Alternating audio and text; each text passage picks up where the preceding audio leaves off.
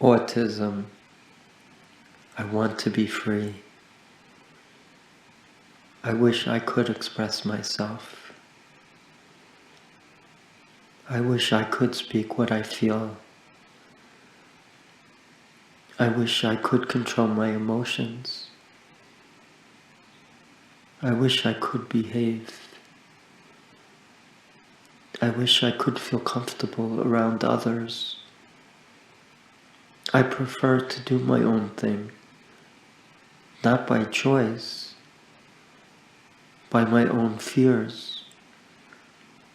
I fear situations I have no control over. I have a hard time expressing myself. Sometimes I get so frustrated I want to cry. When it gets really uncomfortable for me, I have an episode. I lose total control. No one knows what I am going through. Only those most closest to me, my parents, my family. They try their best to understand me, to help me. I love them and need them. I feel all alone. I seek comfort in repetition. I line up my cars. I assemble like colors. I alphabetize my movies. I am hard to please. I only eat pizza, chicken nuggets, and mashed potatoes. My parents raise their hands in frustration. They feel helpless. They truly wish to help me. I wish I could change. I wish I could make them smile rather than worry. I wish I didn't have these tantrums. I want to be normal. I want to have friends. I feel all alone. I pray to be okay. That's all. Why do I struggle? Why am I afraid? Why do I have trouble listening? I don't mean to. It's not my fault. I can't control my feelings. My doctor told me my brain is unique. That is why I am the way I am. He told me it is okay to be this way. I can't help it. I also was told I can do many wonderful things. I have to believe in myself. I have to do my schoolwork. I have to listen. I have to do my chores. I may be slower than most, but that's okay. I am unique. I am me. I am autistic. I love me. Love someone with autism. Praise someone with autism. Hug someone with autism. Tell them they are special. Make a difference in their life. Bring a smile to their face. Recognize them for their achievements. Autistic kids are the most special kids you will ever meet. I know. My son is autistic. I love him. I accept him. I cherish him. I praise him every chance I get. He may have autism, but he is still my precious son. I love him. I always will. God bless you, Maddie. love. Your dad. An autistic child's world. The world we live in can be a daunting place for most of us, and for an autistic child it really is a maze, filled with puzzlement and uncertainty. It is a threatening and unfriendly place in the eyes and mind of an autistic child, and can be very intimidating. To understand a child who lives in such a place and says very little, and seems to find comfort and happiness in repetitive behavior, and with very little social contact, you would start to see and feel for that child, and also grow to love that child as you become connected to their ways, as you start to understand everything about them. The journey you live with an autistic child will be quite an experience for the both of you, and you will grow to understand in many ways what it is that makes them so very special and so lovable.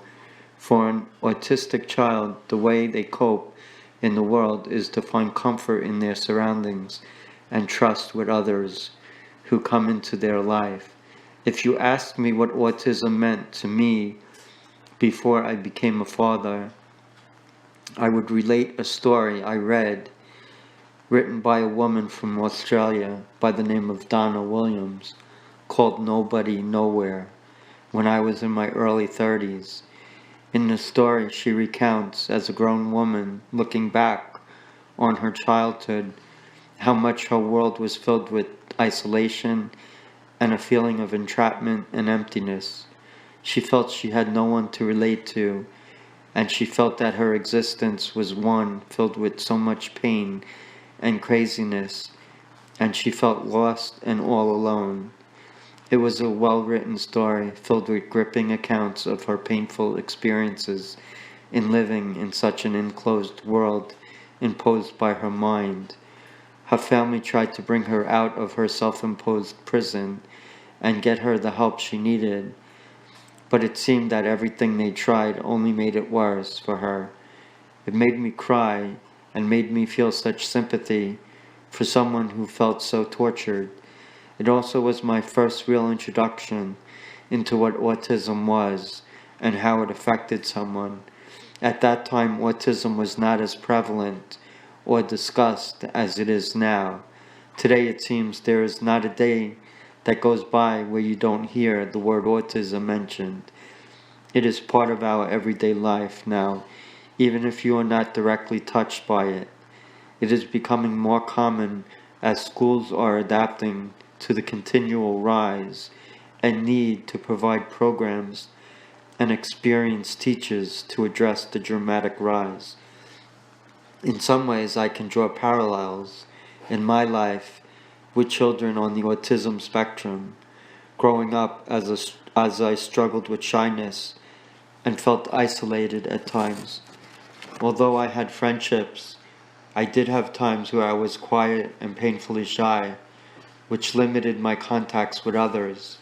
I was a good kid and was able to make friends, and what truly saved me in my childhood was my ability to thrive in playing Little League Baseball.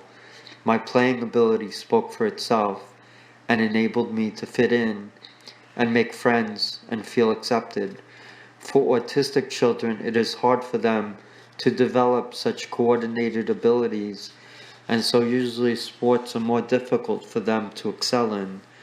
I have tried to involve my son in sports and always dreamed of having a baseball catch with him, but he does not have interest or coordination to catch and throw. I have tried to teach my son the fundamentals, but he lacks the ability, and I have tried to inspire him, but have learned that I need to focus on encouraging him in other areas that interest him so he can thrive and not feel discouraged. Raising a son with Asperger's is a challenge at times and makes me realize how important it is to maintain calm, peace, hope, and hold on to the positives we are so desperately seeking to find in such a heartfelt and emotional time in our lives. Every waking day is filled with its normal challenges and making sure our son is okay is our top priority.